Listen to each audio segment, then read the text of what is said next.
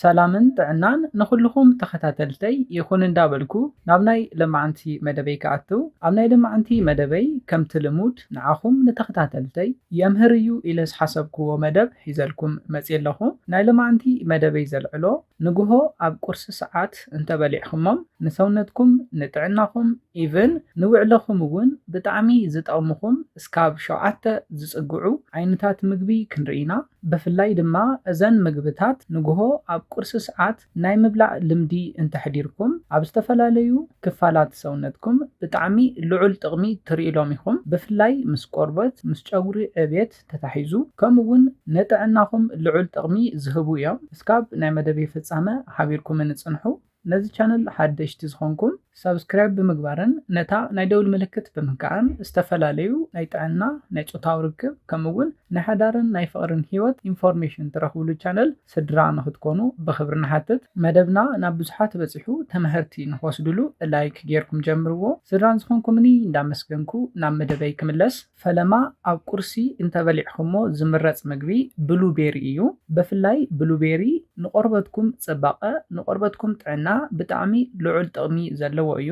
ብፍላይ ሙሉእ መዓልቲ ኣብ ፀሓይ ውዒልኩም ስራሕ ትሰርሑ ሰባት ምስ ናይ ፀሓይ ጨረር ተታሒዙ ቆርበትኩም ንኸይጉዳእ ዝከላኸለልኩም እዩ። ኣብ ብሉቤሪ ፖሊፍነስ ንብሎ ኒውትረንት ኣሎ።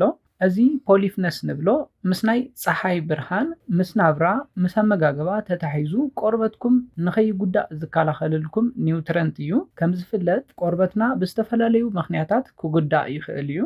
ብፍላይ ፈፀጋ ምውፃእ ቆርበትኩም ኣብ ዘይዕድሚኡ ምእራግ የጋጥመኹም እዮም። እዚኦም ድማ ምስ ናብራ ምስ ኣመጋግባ ምስ ናይ ቆርበት ጥንቃቐ ምስ ዘይምግባር እውን ከምኡውን ካብ ካልኦት ነገራት ተታሒዞም ዝመፁ እዮም። ነዚ ዝከላኸለልኩም ድማ እቲ ቀዳማይ ምግቢ እዩ። ሓደ ሰባት ብዝተፈላለዩ ቅብኣታት ከማሕሽዎ ይምኩሩ እዮም። ኮይኑ ግና ዘላቐ ለውጢ ኣይተምፁን። ክትገብርዎ ዘለኩም እቲ ቀዳማይ ነገር ኣመጋግባኹም ምምሕያሽ እዩ።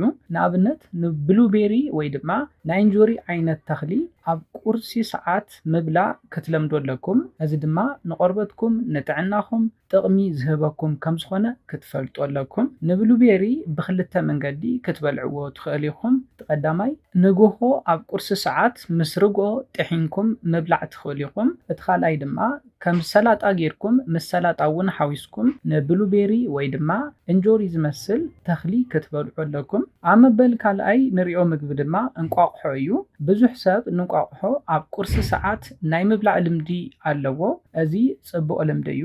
እንቋቑሖ ልዑል መጠን ቫይታሚን ዲ፣ ፕሮቲን፣ ኣሚኖ ኣሲድ ከምኡውን ዝተፈላለዩ ኒውትረንትስ ኣለዎ። ብፍላይ እዞም ኣሚኖ ኣሲድን ፕሮቲንን ኣብ ቆርበትና ዝርከቡ ንዝሞቱ ሴላት ብሓድሽ ንኽትክኡ ናይ ምግባር ስራሕ ይሰርሕ እዩ። ካብዚ ብተወሳኺ ድማ ፕሮቲን ንናይ ፅፍርኩም ዕቤት ናይ ጨጉርኩም ዕቤት ንቆርበትኩም ፅባቐ ብፍላይ ድማ ናይ ቆርበት ምፍሕሻው ኣብ ዘይ ዕድመኹም ቆርበትኩም ንኸይሸብሸብ እውን ንምክልኻል ልዑል ጥቕሚ ዘለዎ እዩ። ካብዚ ብተወሳኺ እውን ድማ ቫይታሚን ዲ ንረኽበሉ ስለ ዝኾንና ቫይታሚን ዲ ድማ ብናይ ፀሓይ ጨረር ቆርበትኩም ንኸይጉዳእ ናይ ምክልኻል ስራሕ ይሰርሕ እዩ።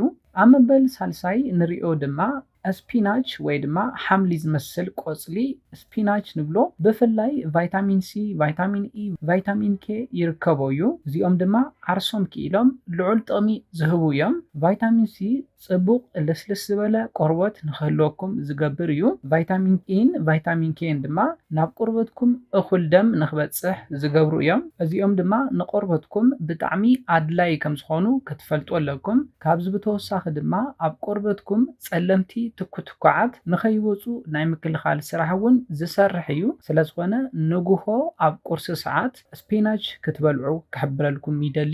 ኣብ መበል ራብዓይ ንሪኦ ምግቢ ንግሆ ካብ ምድቃስኩም ተሲኹም ኣብ ቁርሲ ሰዓት ክትበልዕዎ ዘለኩም ድማ ኣቮካዶ እዩ። ኣቮካዶ ልዑል መጠን ሞኖሳቹሬትድ ፋቲ ኣሲድ ይርከቦ እዩ። እዚ ድማ ብፍላይ ቆርበትኩም ኣብ ዘይዕድሚኡ ንኸይኣርግ ዝከላኸል እዩ።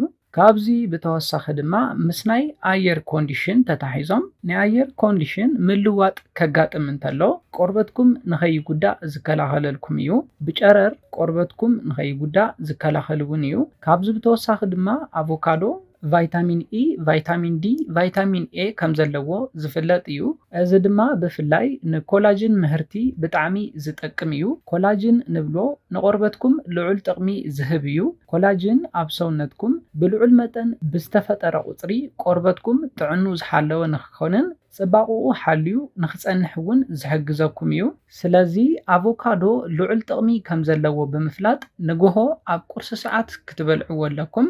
ቆርበትኩም ንኸይጉዳእ ዝተፈላለዩ ቅብኣታት ካብ ትጥቀሙ ኣመጋግባኹም ከተማሓይሹ ኣለኩም። ንኣመጋግባኹም ዝምችው ድማ እዞም ምግብታት ዝኣሰብልኩም ዘለኹም ምግብታት ማለት እዩ ክትጥቀሙ ኣለኩም። ኣብ መበል ሓምሻይ ንሪኦ ንግሆ ካብ ምድቃስኩም ተሲእኹም ኣብ ቁርሲ ሰዓት ክትበልዕዎ ዘለኩም ምግቢ ድማ ናይ ብሉቤሪ ርግኦን ኣቮካዶን ጁስ ክኸውን ኣለዎ። ኣብ ሓደ ጌርኩም ጥሒንኩም ንግሆ ምስታይ ብሉፅ ጥቕሚ ትረኽብሉ ኢኹም። ነዚ ጁስ ማለት እውን ናይ ብሉቤሪ ርግኦ ኣቮካዶን ተጣሒኖም ዝርከብ ጁስ እንተሰቲና ንረኽቦ ጥቕሚ እንታይ እዩ ክትብሉ ትኽእል ኢኹም። ቫይታሚን ኢ፣ ቫይታሚን ሲን ኣንቲ ኦክሲዳንትን ኣብ ሓደ ጁስ ኣብ ሓደ ግዜ ክትረኽብዎም እንተለኹም ቆርበትኩም ጥዕኑ ዝሓለወ ንክኸውንን ንጥዕናኹም ብጣዕሚ ዝገርም ጥቕሚ ክትረኽብሉ ስለ ትኽእሉ እዚ ጁስ እዚ እውን ንግሆ ኣብ ቁርሲ ሰዓት ክትሰትይዎ ኣለኩም። ኣብ መበል ሻድሻይ ንሪኦ ንግሆ ክንበልዖ ዘለና ምግቢ ድማ ሽኮር ድንሽ እዩ፣ ወይ ድማ ብእንግሊዝኛ ስዊት ፖታቶ ንብሎ ማለት እዩ። ሽኮር ድንሽ ብስትረስ ወይ ድማ ብጭንቀት ቆርበትኩም ንኸይጉዳእ ናይ ምክልኻል ስራሕ ይሰርሕ እዩ። ብፍላይ ድማ ደቂ ኣንስትዮ ዕድመኽን ካብ 40 ዓመት ንላዕሊ ዝኾንክን ደቂ ኣንስትዮ ብስትረስ ቆርበትክን ንኸይበላሸው ማዳ ፈፀጋ ኣብ ገጽክን ንኸይወፅእ ዝከላኸለልክን እዩ። ሽኮር ድንሽ ካብዚ ብተወሳኺ ድማ ልዑል መጠን ቫይታሚን ሲ ዘለዎ እዩ። እዚ ድማ ሰውነትኩም ሕማም ናይ ምክልኻል ዓቕሙ ብልዑል መጠን ንኽውስኽ ይሕግዘኩም እዩ። ስለዚ ንግሆ ኣብ ቁርሲ ሰዓት ንሽኮር ድንሽ እውን ምብላዕ ብሉፅ ጥቕሚ ክትረኽብሉ ዝሕግዘኩም እዩ። ኣብ መበል ሻውዓይን ናይ መወዳእታን ንሪኦ ንግሆ ኣብ ቁርሲ ሰዓት እንተበሊዕኹሞ ንሰውነትኩም ዝገርሙ ጥቕምታት ዝህበኩም ምግቢ ድማ ኮሚደረ እዩ። ካብ ኮሚደረ ቫይታሚን ቢ ንረክብ ኢና። ኣብ ኮሚደረ ንረኽቦ ቫይታሚን ዲ ቆርበትኩም ቀልጢፉ ንኸይዓርግ ናይ ምክልኻል ስራሕ ይሰርሕ እዩ። ብፍላይ ኣብ ዕድመ ንእስነትኩም ቆርበትኩም ዝኣረገኩም ዝተሸብሸበኩም ሰባት ኮሚደረ ንግሆ እንተትበልዑ ይምረፅ። ነዚ ናይ ምክልኻል ስራሕ ስለ ዝሰርሕ እዞም 7 ምግብታት ንግሆ ኣብ ቁርሲ ሰዓት እንተትበልዕዎም ይምረፅ። እዞም 7 ምግብታት እንተበሊዕኹም ወዝ ዘለዎ ጥዕኑ ዝሓለወ ቆርበት ንኽህልወኩምን ንጥዕናኹም ልዑል ጥቕሚ ዝህበኩምን ስለ ዝኾነ ነዞም 7 ምግብታት ክትበልዕዎም እንዳሓበርኩ ናይ ልምዓንቲ መደበይ በዚ ክዛዝም ካብ ናይ ልምዓንቲ መደበይ ዝኾነ ሓድሽ ነገር ከም ዝሓስኩም ተስፋ ይገብር። ነዚ ቻነል ሓደሽቲ ዝኾንኩም ሳብስክራይብ ብምግባርን ነታ ናይ ደውል ምልክት ሓንቲ ሻዕ ብምንካእን ክተተባብዑናን ስድራ ክትኮኑናን ብኽብሪ ንሓትት። መደብና ናብ ብዙሓት በፂሑ ተመህርቲ ንክወስድሉ ላይክ ሼር ምግባርኩም ኣይትረስዑ። ሓሳብ ርእይቶኹም ቻነልና ንምዕባይ ስለ ዝሕግዘና ሓሳብ ርእይቶኹም ብኮሜንት ተብፅሑና። ብኻሊእ መደብ ብኻሊእ ሓሳብ እስካብ ንራኸብ ሰላምን ጥዕናን ንኹላትና ይቐኒየለይ።